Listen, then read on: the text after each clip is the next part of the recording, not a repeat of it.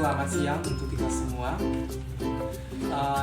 Perkenalkan, nama saya Norbertus Darius Ardi dengan NBI 11200179. Di sini teman-teman dan Pak Yusuf Haryoko, saya akan mempresentasikan atau menjelaskan materi Sistem Informasi dan Organisasi pada mata kuliah Formulasi Kebijakan Publik. Organisasi dan Sistem Informasi. Sistem informasi adalah kombinasi antara prosedur kerja, informasi, orang, dan teknologi informasi yang terorganisir. Sedangkan organisasi sendiri merupakan suatu kumpulan atau wadah bagi sekelompok orang yang bekerja sama secara struktur untuk mencapai tujuan tertentu. Dalam suatu organisasi dapat mempunyai komponen-komponen, yakni yang pertama adalah tempat kerja atau workplace, merupakan tempat di mana sumber daya manusia membuat dan memasarkan produk dan jasa. Yang kedua, sumber daya manusia merupakan sumber daya manusia yang berhubungan langsung dengan proses produksi dan distribusi. Yang ketiga, budaya organisasi merupakan cara-cara yang dilakukan oleh para karyawan atau anggota dalam suatu organisasi yang dapat menjadi perekat sosial di dalam organisasi tersebut. Yang keempat, kekayaan atau aset. Take-level atau aset, yakni gedung, mesin, peralatan produksi, dan mobil.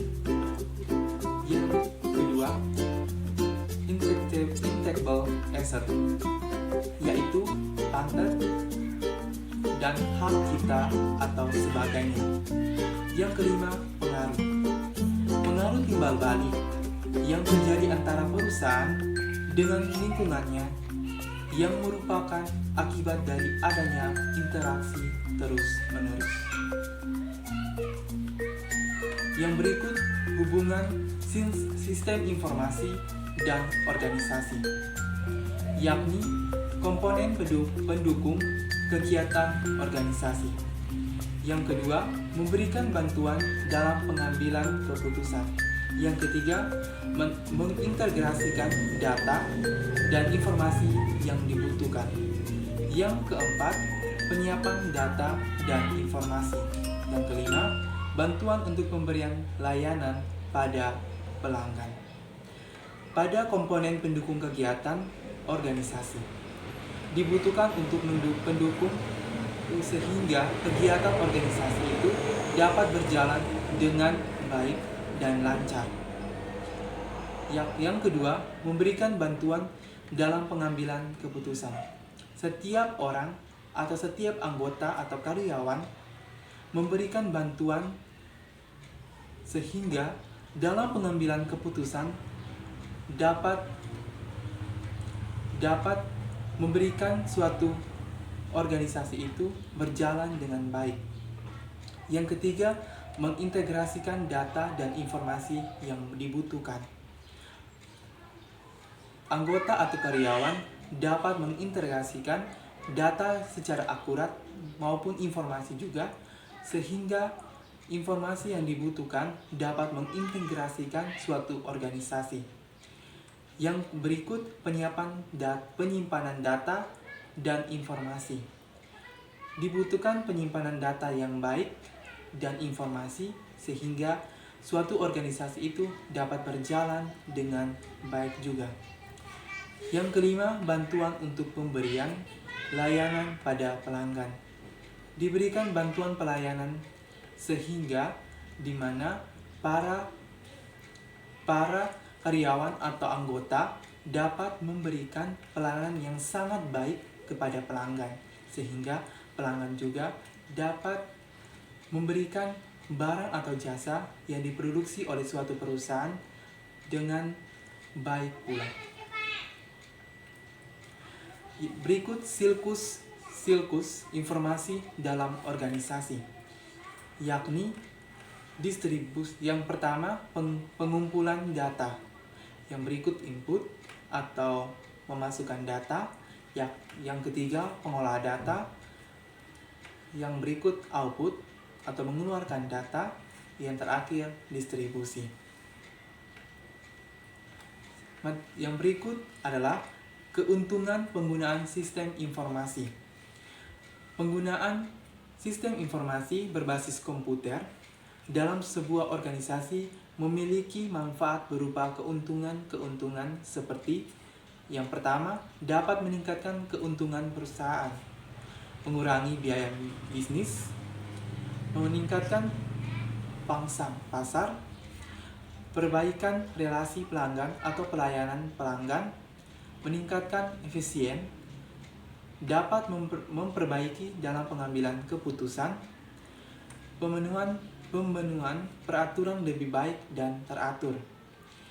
Yang berikut kesalahan lebih sedikit, perbaikan keamanan dan kapasitas lebih banyak atau besar.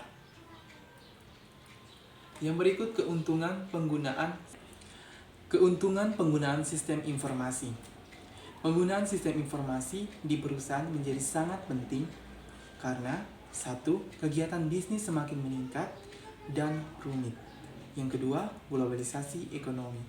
Yang ketiga, persaingan dunia.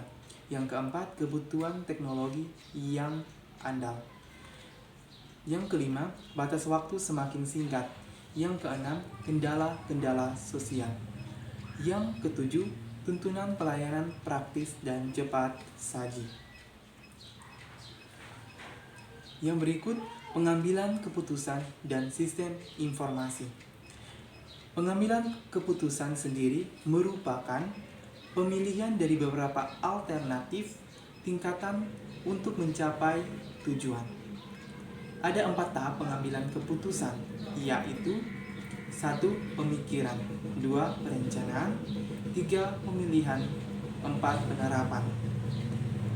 Pemikiran sendiri dibutuhkan dalam suatu perusahaan, yakni di mana harus memikir secara jernih dan matang sehingga dalam proses perusahaan tersebut memasarkan produk atau memproduksikan dengan baik, karena pemikiran tersebut dibutuhkan dalam suatu perusahaan.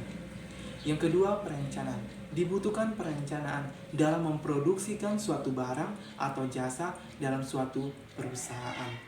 Yang ketiga, pemilihan atau choice, di mana pemilihan ini dibutuhkan dalam suatu perusahaan untuk memilih atau menyeleksikan produk-produk atau jasa. Yang keempat, penerapan. Dibutuhkan penerapan dalam suatu perusahaan karena perusahaan memiliki anggota yang sangat banyak dan ataupun karyawan untuk menerapkan produk-produk yang baik dan yang tidak dianggap baik atau buruk dalam suatu produk